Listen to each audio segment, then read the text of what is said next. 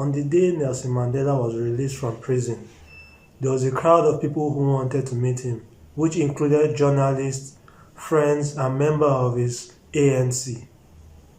In that process, there was a journalist that stuck out an object in order to speak with Nelson Mandela, and he was shook and he moved back. But then his wife told him that that object was a microphone. In that 27 years of him being in prison, he had not seen an object that is that kind of microphone in his life before.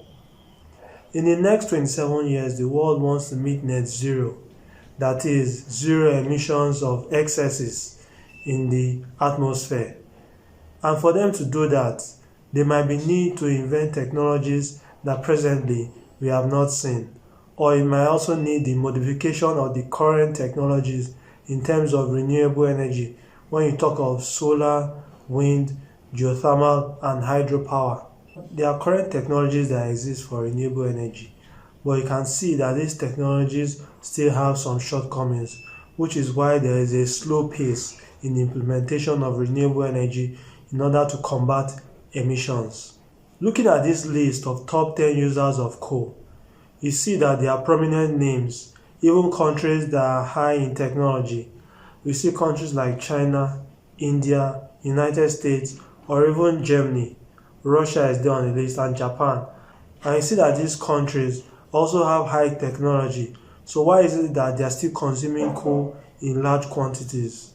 Among the list of top 10 nations that use coal, you also have some of these member nations also among the list of top 10 countries with renewable energy capacity.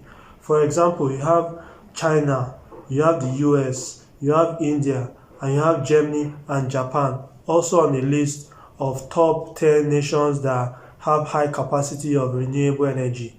But you see, a country having high capacity of renewable energy does not negate what it emits when it burns fossil fuels for energy production. So being a high energy country in terms of capacity for renewable energy does not wash away the fact that you are still a top country in terms of burning of coal. Since the propagation of sustainability ambition, the different renewable technologies have had shortcomings, and these shortcomings over the years by experts have been improved upon. There are several areas which have been improved upon by experts. One of these areas is the levelized cost of energy. You can see in this list, in the past, the levelized cost of energy for wind, solar, and hydro were all higher than coal. But now you see that wind, solar, and geothermal are below coal and natural gas in terms of the levelized cost of energy. So experts have actually worked on the costs over the years in order to bring this cost down for it to be competitive against fossil fuels. Also, the space requirements for use of renewable energy is quite high, but for photovoltaics, this has been worked on. You can see how renewable energy in terms of solar is being placed on buildings, so there's no need for additional space. So the footprint of solar is being reduced by placing them on buildings which are already existing structures that must rise up. But when you place these solar panels on top buildings, you negate the need for additional space for solar panels. Also, solar panels are being used in agri-solar to provide shade for animal husbandry. This is another way to reduce the need for additional space for solar panels. These are all improvements on the existing shortcomings of using renewable energy. But there still exist disadvantages using renewable energy that is yet to be overcome by experts. Some of the shortcomings of using solar are that the high cost of panels, the high cost of battery storage. Solar doesn't work for every roof type, and solar panels are dependent on sunlight. So during the night time when you don't have sunlight, there will be hardly generation of electricity. Shortcomings when it comes to wind, which are yet to be overcome by experts, are that wind turbines can be dangerous to some wildlife. Wind turbines can be noisy. Wind power is limited by location. The imposing look of wind turbines is unpleasant for some locations.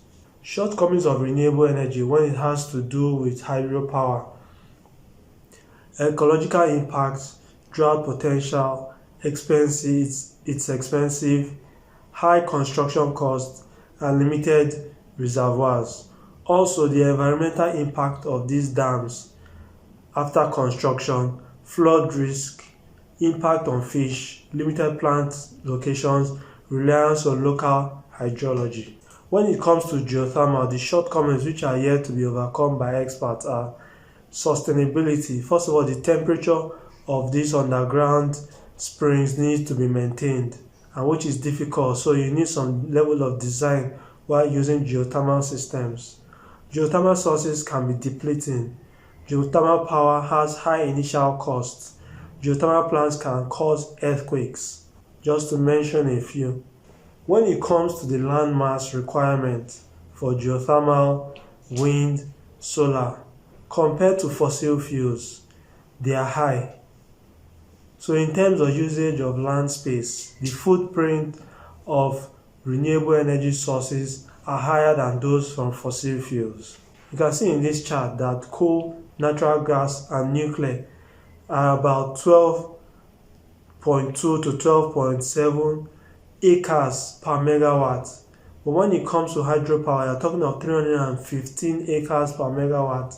For wind, it's 70.6 acres per megawatt, and for solar, it's 43.5 acres per megawatt. So you see that the high demand for space for running renewable energy still makes it encouraging to use fossil fuels. People are near to be discouraged from using fossil fuels because of the high demand for space by renewable energy systems. In China, electricity generation has a capacity of about 2.38 terawatts. Of that 2.38, about 1.2 represents renewable energy, while about 1 terawatt represents the capacity for coal generation. But you see, the efficiency or the capacity factor of coal is much higher than that of renewable energy systems. So, although the terawatt capacity of coal is lower, it supplies more energy to the system than renewable energy systems. For coal, you have a capacity, based on this data, on average, have a capacity of about 54%, while for hydropower, wind, solar varies from 27 to 37% in terms of efficiency. So you see that coal generates more electricity over time than renewable energy sources because of the high efficiency of coal. So in order for you to actually generate the same amount of electricity as you would do with coal, you require at least double the amount of capacity of coal.